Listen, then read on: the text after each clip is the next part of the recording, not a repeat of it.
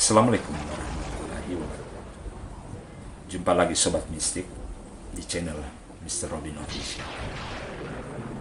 Episode kali ini saya akan menceritakan sepasang suami istri atau pasutri yang bernama Ningsi dan Andi. Ningsi dan Andi adalah seorang pasangan suami istri layaknya seperti pasangan-pasangan yang lainnya. Hidup berumah tangga normal-normal saja.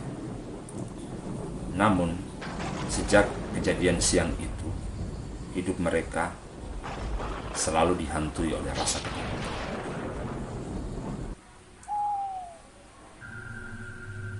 Tak ada yang istimewa dari pasangan ini sebenarnya.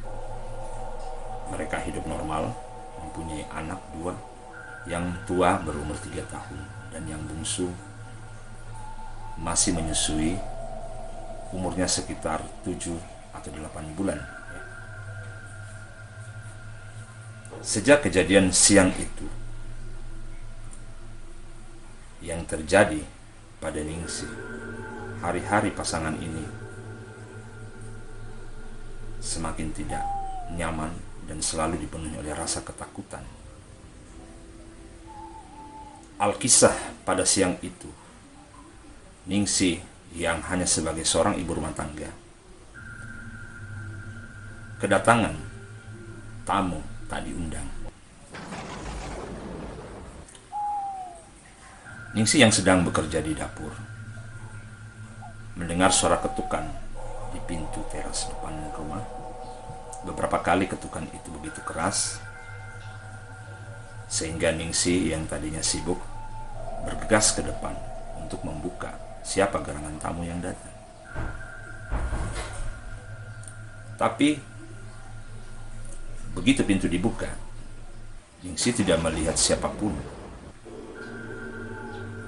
Namun dia memastikan lagi suara ketukan tadi berasal dari depan pintu rumahnya. Ningsi kembali karena dia tidak melihat siapapun yang ada di depan.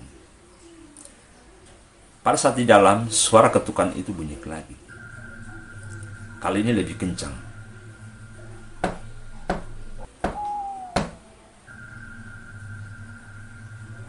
Ningsi semakin penasaran. Jangan sampai itu bukan ketukan dari depan rumahnya. Lalu Ningsi keluar lewat pintu belakang. Kemudian dia mengendap-endap untuk berjalan dari arah samping rumah menuju ke depan dari sisi sebelah kanan rumah itu dan mengintip. Dan dia masih mendengar suara ketukan di pintu. Anehnya, suara ketukan ada, tapi dia tidak melihat ada manusia atau orang yang sedang mengetuk pintu. Bukan main terkejutnya Ningsi. Ini siang bolong, bukan di malam hari. Ningsi dengan ketakutan, dia kembali melewati pintu samping, jalan di samping rumahnya untuk kembali ke dapur. Kemudian masuk kembali ke ruang tamu untuk memastikan bahwa suara itu memang berasal dari pintu rumah mereka. Suara itu masih terdengar. Ada orang yang mengetuk pintu. Maka Ningsi memberanikan diri untuk membuka pintu terasnya. Apa yang ditemuinya? Tak ada satupun yang dilihat oleh Ningsi, apakah itu manusia atau orang. Tetapi angin berkencang masuk menerpa dia dengan pintu sehingga pintu itu bergerak ya. Ningsi kaget, tapi dia tidak membayangkan bahwa sebenarnya sudah ada sosok yang masuk pada saat pintu itu dibuka. Dia tidak mengetahui pada saat pintu dibuka sebenarnya sudah ada sosok makhluk yang masuk di rumah Ningsi. Tidak beberapa lama kemudian, Andi datang, suaminya, dan Ningsi menceritakan hal itu. Namun Andi tidak menanggapi hal itu karena itu mungkin dianggap sebagai halusinasi saja dari sang istri. Ningsih merasa baik saja karena apa yang dikatakan suaminya itu mungkin ada benarnya, bahwa mungkin itu hanya perasaannya saja. Tapi dia kembali berpikir bahwa sebenarnya dia mendengar nyata suara ketukan pintu itu. Sebenarnya rumah yang ditinggali oleh Ningsih dan Andi ini bukan rumah milik pribadi mereka. Rumah yang mereka tempat tinggali ini adalah rumah daripada ipar Ningsih atau kakak dari suaminya, yaitu Andi, yang bernama Lita. Lita ini adalah seorang wira swasta yang mempunyai usaha, sering meminjamkan uang atau membungakan uang kepada orang-orang. Salah satu sifat Lita yang sangat menonjol di mata Ningsih adalah beliau adalah tipikal orang yang sangat cerewet, termasuk cukup kejam, boleh dibilang begitu, bila dia menagih uang atau menagih hutang kepada nasabahnya.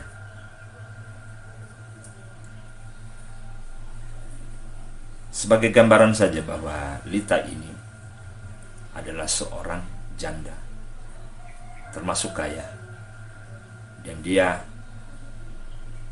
menjalankan usahanya ini dengan cara membungakan uang kepada banyak orang yang membutuhkan uang dari Ibu Lita.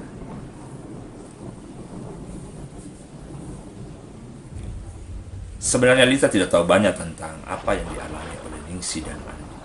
Hari-hari yang dilalui oleh Ningsih dan Andi biasa saja. Namun sejak peristiwa siang yang dialami Ningsih, 2 hari atau beberapa hari kemudian, Ningsih sudah merasakan hal yang aneh. Ada suatu ketika Ningsih sedang sendiri. Tiba-tiba saja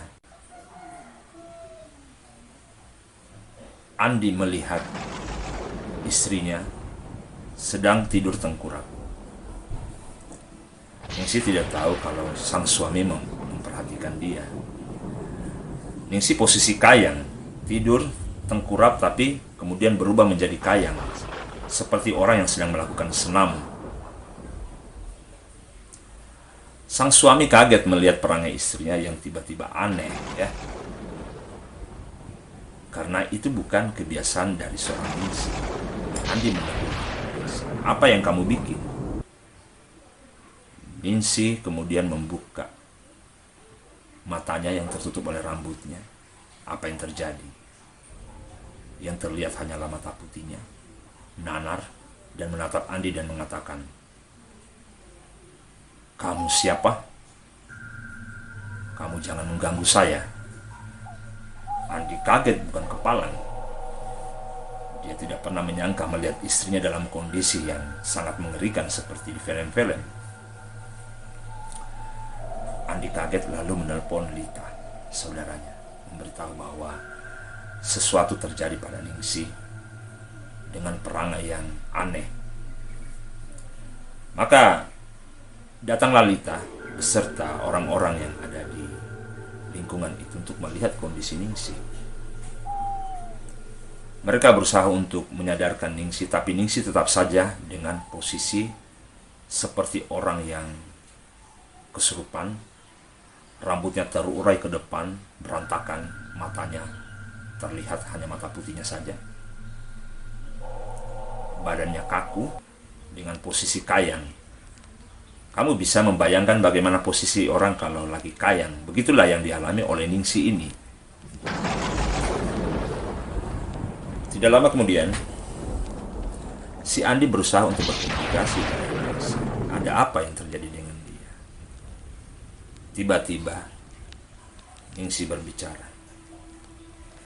Sudah lama saya merencanakan hal ini, dan saya akan terus menghantui keluarga kalian.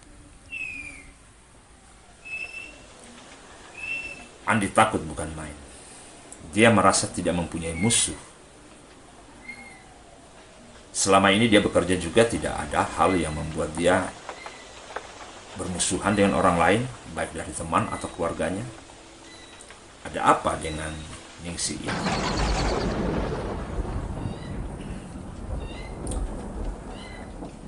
Hampir tiap hari pada jam-jam tertentu, Ningsih mengalami kerasukan oleh makhluk ini. Terlihat jelas penampilan Ningsih sangat berantakan bila dimasuki oleh sosok yang kita bisa lihat, yang sempat kami terawang. Dia adalah seorang nenek-nenek tua. Nenek-nenek tua ini selalu memasuki Ningsih pada saat selesai maghrib. Satu hal yang luput dari perhatian kedua pasutri ini, bahwa sebenarnya mereka tidak pernah tahu perbuatan Lita, kakak Andi ini, kepada orang-orang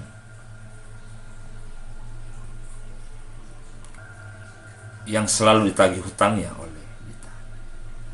Buah dari kasarnya mulut seorang Lita membuat ada nasabahnya yang sakit hati kepada keluarga ini. Sebenarnya Ningsih bukanlah target, dia hanyalah korban, karena Ningsih yang membuka pintu yang sebenarnya ditujukan untuk Lita. Orang ini menyantet rumah Lita, namun yang pada saat hari itu sangat apes, naas bagi Ningsih. Ningsih dan Andi tinggal di rumah Lita, dan yang membuka pintu itu adalah Ningsih. Nah, Ningsih akhirnya dihantui terus dan selalu dirasuki oleh nenek-nenek sihir, atau seperti nenek kayak Wewe Gombel begitu, yang selalu mengintai dan memasuki raga Ningsih. Ada satu malam, pada saat mereka sedang tidur,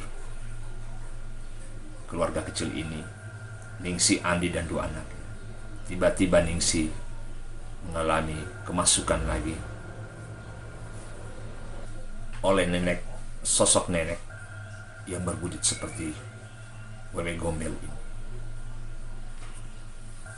Ia kemudian mencekik leher Andi. Andi berteriak minta tolong. Tolong saya. Kenapa kau ingin membunuh saya? Ningsih yang kalap terus saja mencekik leher Andi, seakan ingin membunuhnya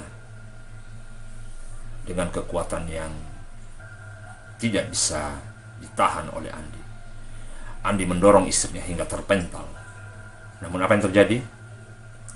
Ningsih semakin kalap dan akan mencekik leher Andi lagi. Akhirnya suasana menjadi gaduh. Anak-anak menangis. Dua anak mereka ikut menangis dan berteriak histeris.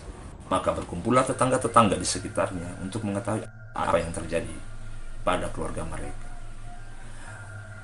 Mereka, orang-orang ini datang untuk membantu menyelamatkan Andi dan anak-anaknya. Sementara Ningsih masih saja tetap dalam kondisi kerasukan dan terus saja berbicara akan membunuh mereka.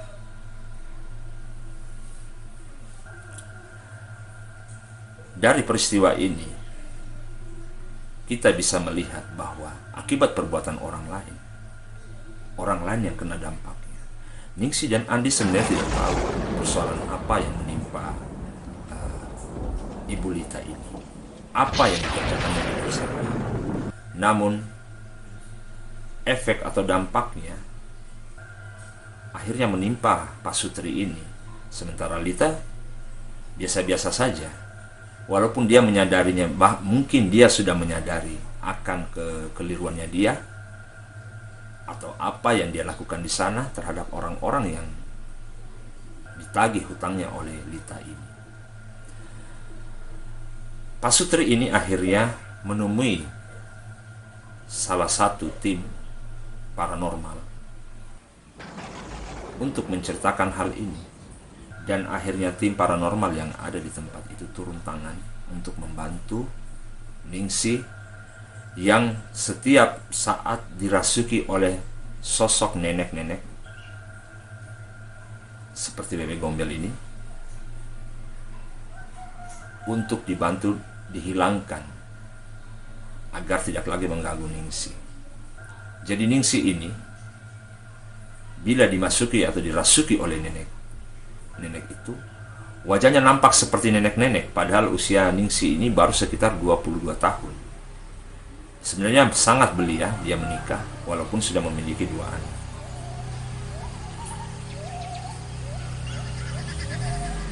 Dengan terpaksa, tim paranormal yang datang membantu Ningsih ini akhirnya harus bertarung dengan sosok nenek ini yang ternyata merupakan kiriman atau santet dari orang yang merasa terusik atau tidak senang dengan perbuatan Lita yang dengan kasar selalu datang menagih di rumahnya. Alhamdulillah akhirnya Ningsih dan Andi bisa dibantu oleh tim paranormal tersebut. Dan Ningsih benar-benar sudah sembuh sampai hari ini. Demikian kisah yang bisa saya ceritakan. Terima kasih sudah menyaksikan cerita ini. Saksikan lagi cerita mistik lainnya. Assalamualaikum.